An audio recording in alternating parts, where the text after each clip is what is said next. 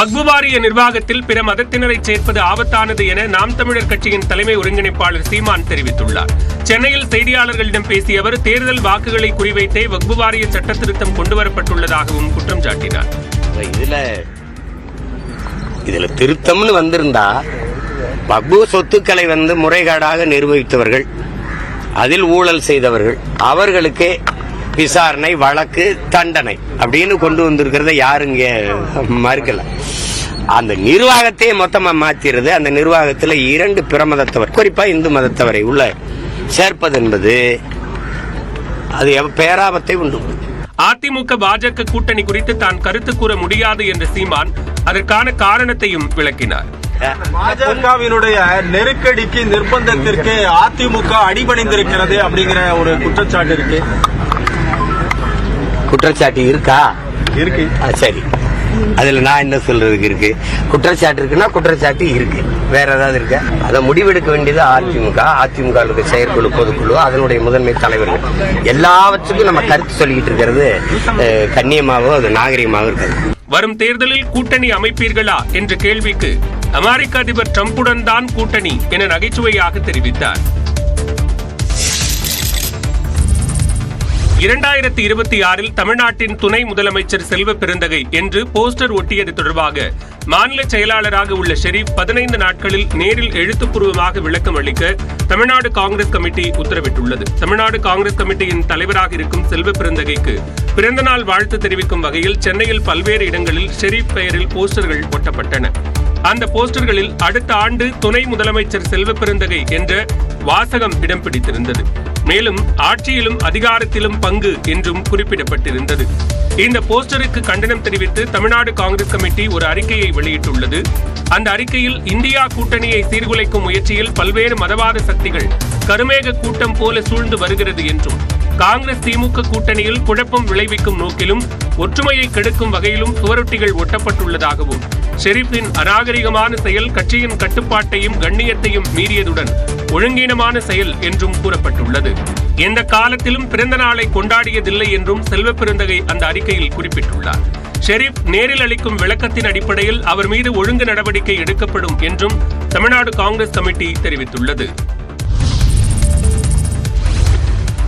தமிழ்நாடு ஆளுநருக்கு எதிரான வழக்கில் மசோதாக்களுக்கு ஒப்புதல் அளிக்க குடியரசுத் தலைவருக்கு கால நிர்ணயம் செய்து உச்சநீதிமன்றம் உத்தரவிட்டதை எதிர்த்து சீராய்வு மனு தாக்கல் செய்ய மத்திய அரசு திட்டமிட்டுள்ளது.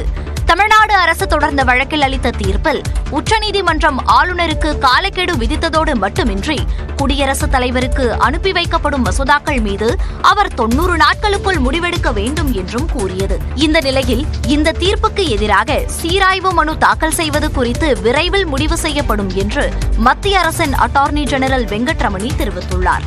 தமிழ்நாடு அரசு தொடர்ந்த வழக்கில் குடியரசுத் தலைவர் பிரதிவாதியாக இல்லாதபோது குடியரசுத் தலைவரின் அதிகாரம் குறித்து அவர் தரப்பு வாதங்களை கேட்காமல் எவ்வாறு இதுபோன்ற உத்தரவுகளை நீதிமன்றம் பிறப்பிக்க முடியும் என்றும் வெங்கட்ரமணி கேள்வி எழுப்பியுள்ளார். மாநில அரசின் மசோதாக்களை அங்கீகரிப்பதில் ஆளுநர் மற்றும் குடியரசுத் தலைவரின் பங்கு குறித்த உச்சநீதிமன்றத்தின் தீர்ப்பு காலாவதியான மசோதாவை சட்டமாக்க வழி செய்துவிடும் என்பதால் இந்த தீர்ப்பை எதிர்த்து சீராய்வு மனு தாக்கல் செய்ய உள்ளதாக மத்திய உள்துறை அமைச்சக அதிகாரிகள் தரப்பில் தெரிவிக்கப்பட்டுள்ளது. இதற்கிடையே ஆளுநருக்கு எதிரான வழக்கில் தீர்ப்பின் முழு விவரத்தை உச்சநீதிமன்றம் தனது இணையதளத்தில் வெளியிட்டுள்ளது. தேசிய ஜனநாயக கூட்டணியில் மீண்டும் அதிமுக இணைந்த நிலையில் பாஜக நல்லவர்களாக மாறலாம் என்று முன்னாள் அமைச்சர் பொன்னையன் பேசியுள்ளார். திருவள்ளூர் மாவட்டம் பொன்னேரியில் அதிமுக பூத் கமிட்டி உறுப்பினர்கள் ஆலோசனைக் கூட்டம் நடைபெற்றது. அதன் பின்னர் செய்தியாளர்களை சந்தித்த பொன்னையன் பாஜகவினர் மாறலாம் என்றார். திருடன் நல்லவனாக மாறி, ஒழுக்கமானவனாக மாறி, ஒரு அற்புதமான மனிதனாக மாறிவிட்டார். அவரை மன்னிக்க மாட்டீர்களா? அதனால் நல்லவர். திமுகவுடன் மறைமுக கூட்டணி என விஜய் கூறுவது நியாயமற்றது என பாஜக மாநில தலைவர் நயினார் நாகேந்திரன் தெரிவித்தார். விமான நிலையத்தில் செய்தியாளர்களை சந்தித்த நயினார் நாகேந்திரன் இதனை கூறினார். திமுகவோட மறைமுக கூட்டணி எப்படி சொல்ல முடியும்? அவர் ஒரு கட்சியினுடைய தலைவர், இன்னைக்கு புதிதாக ஒரு மக்கள் இயக்கத்தை ஆரம்பித்திருக்கிறார். அவர் அப்படி சொல்வது எந்த விதத்தில் நியாயம்னு என்னால் சொல்ல முடியல. நீங்களே சொல்லலாம். எப்படின்னா, எப்படி மறைமுக கூட்டணி நாங்கள் வச்சுருந்தோம்? நாங்கள் அதிமுகவோட கூட்டணி சட்டமன்றத்தில் வச்சுருந்தோம்னு சொன்னால் அது ஒரு நியாயமான விஷயம். பாராளுமன்றத்தில் நாங்கள் கூட்டணி இல்லை. ஆனால் எப்படி மறைமுக கூட்டணி அவர் எதை நினச்சி சொல்கிறாருன்னா, அவர் ஒரு விஷயம், ஒரு தலைவர் ஒரு பொறுப்புக்கு வந்த பிறகு ஒரு விஷயத்தை சொன்னால் அது மக்கள் நம்புகிற மாதிரி இருந்தால் தான் அதை ஏற்றுக்கொள்ள முடியும். அதிமுக பாஜக கூட்டணிக்கு விஜய் வரதுக்கு வாய்ப்பு கூட்டணி அது எப்படி சொல்ல முடியும்னா, இந்த கூட்டணி விவகாரங்களை எங்களுடைய அகில இந்திய தலைமை தான் முடிவு செய்யணும். அவங்க இடைவேளைக்கு பிறகு சூப்பர் 30 செய்திகளை பார்க்கலாம்.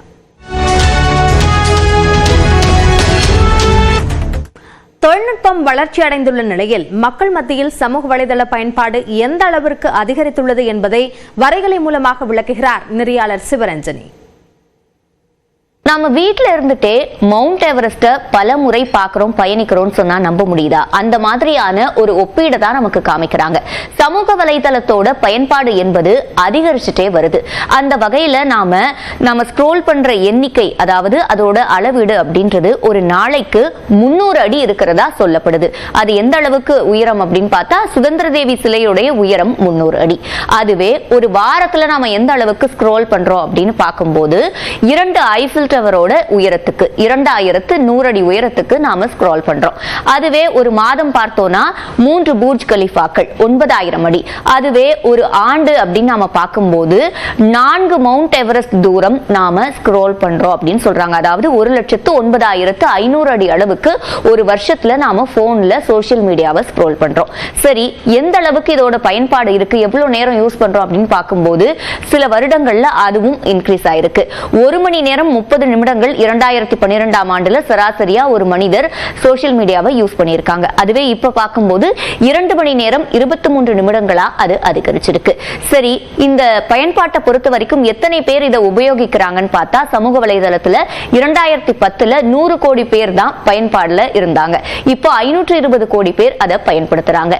சரி, இவங்களுடைய ரோல் என்னவா இருக்கு அப்படின்னு பார்க்கும்போது, மொத்தமா இருக்கக்கூடிய பயனாளர்கள்ல 1% தான் அடிக்கடி பதிவிடுறாங்க. அதாவது எப்பவுமே கண்டென்ட் கிரியேட் பண்ணிட்டு இருக்கிறவங்க. அதுவே எப்பவாவது பண்றவங்க அப்படின்னு பார்க்கும்போது 9% பேர். மீதம் இருக்கக்கூடிய இந்த 90% பேர் வெறுமனே பார்க்க மட்டும்தான் செய்யறாங்க. அப்போ இவங்களுடைய தாட்ஸ் இவங்களுக்கு கடத்தப்படுவது அப்படின்றது ரொம்ப அதிகமா இருக்கு அப்படின்றத நாம புரிஞ்சுக்க முடியும். அப்ப உண்மை தன்மையில இருந்து விலகிறதுக்கான வாய்ப்புகள் நிறைய இருக்குன்னு சொல்றாங்க. அவங்க எதை சோசியல் மீடியால காமிக்கிறாங்களோ அதுதான் உண்மை, அதுதான் அவங்களுடைய டெய்லி ரொட்டீன் அப்படின்னு இந்த 90% நம்ப ஆரம்பிச்சிருவாங்க. அடுத்ததா பார்க்கும்போது ஒரு குறிப்பிட்ட கட்சிக்கு எதிராகவோ இல்ல ஒரு குறிப்பிட்ட குரூப்புக்கு எதிராகவோ ரொம்ப கோபமாவோ இல்ல எமோஷன்ஸ் கிளறக்கூடிய வகையிலேயோ கண்டென்ட் நிறைய வருது அப்படின்னா அதை கிட்டத்தட்ட 67% பகிர்றதுக்கான வாய்ப்புகள் இருக்கிறதா சொல்லப்படுது. அது மட்டும் கிடையாது, அடையாளமில்லா கணக்குகள்ல அந்த விஷயம் வந்தா கூட அது பகிரப்படுறதா சொல்லப்படுது. அதே மாதிரி ஆன்லைன்ல பிரச்சனைகள்னு வருது. சிலர் கமெண்ட்ஸ்லேயே சண்டை போட்டுக்குவாங்க, சிலர் பெண்களை மட்டும் குறிப்பிட்டு தப்பா பேசக்கூடிய வகையில கமெண்ட்ஸ் பதிவிடுவாங்க. இந்த மாதிரியான ஆன்லைன் பிரச்சனைகள் எல்லாமே 74% பிரச்சனைகள் 1% தான் உருவாகுதுன்னு சொல்லியிருக்காங்க. அடுத்ததா பார்க்கும்போது பொய்யான செய்தியை பரப்புறது வெறும் 0.1% தான் இந்த ஃபால்ஸ் நியூஸை ஃபர்ஸ்ட் ஷேர் பண்றது. அவங்கள நம்பி அடுத்துன்னு 80% பொய் செய்தியை மத்தவங்க பரப்பிடுறாங்க. இவங்களையும் 3 வகை இருக்கிறதா சொல்லப்படுது. அதிமுக பாஜக கூட்டணி குறித்து கருத்து கூற சீமான் மறுத்துவிட்டார். வக்ஃபு வாரிய நிர்வாகத்தில் பிற மதத்தினரை சேர்ப்பது ஆபத்தானது என நாம் தமிழர் கட்சியின் தலைமை ஒருங்கிணைப்பாளர் சீமான் தெரிவித்துள்ளார். சென்னையில் செய்தியாளர்களிடம் பேசிய அவர் தேர்தல் வாக்குகளை குறிவைத்தே வக்ஃபு வாரிய சட்ட திருத்தம் கொண்டுவரப்பட்டுள்ளதாகவும் குற்றம் சாட்டினார். இதுல திருத்தம்னு வந்திருந்தா வக்ஃபு சொத்துக்களை முறைகேடாக நிர்வகித்தவர்கள், அதில் ஊழல் செய்தவர்கள், அவர்களுக்கு விசாரணை, வழக்கு, தண்டனை அப்படின்னு கொண்டு வந்திருக்கிறத யாருங்க மறுக்கல. அந்த நிர்வாகத்தையே மொத்தமா மாத்திருது. அந்த நிர்வாகத்தில் 2 பிற மதத்தவர், குறிப்பா இந்து மதத்தவரை உள்ள சேர்ப்பது என்பது அது பேராபத்தை உண்டு. அதிமுக பாஜக கூட்டணி குறித்து தான் கருத்து கூற முடியாது என்ற சீமான் அதற்கான காரணத்தையும் விளக்கினார். பாஜகவினுடைய நெருக்கடிக்கு, நிர்பந்தத்திற்கு அதிமுக அடிபணிந்திருக்கிறது அப்படிங்கிற ஒரு குற்றச்சாட்டு இருக்கு. குற்றச்சாட்டு இருக்கா? இருக்கு. சரி, அதுல நான் என்ன சொல்றதுக்கு இருக்கு? குற்றச்சாட்டு இருக்குன்னா குற்றச்சாட்டு இருக்கு, வேற ஏதாவது இருக்க? அதை முடிவெடுக்க வேண்டியது அதிமுக. அதிமுக செயற்குழு, பொதுக்குழு, அதனுடைய முதன்மை தலைவர்கள். எல்லாவற்றுக்கும் நம்ம கருத்து சொல்லிக்கிட்டு இருக்கிறது கண்ணியமாகவும் அது நாகரிகமாகவும் இருக்காது. வரும் தேர்தலில் கூட்டணி அமைப்பீர்களா என்ற கேள்விக்கு அமெரிக்க அதிபர் டிரம்புடன் தான் கூட்டணி என நகைச்சுவையாக தெரிவித்தார்.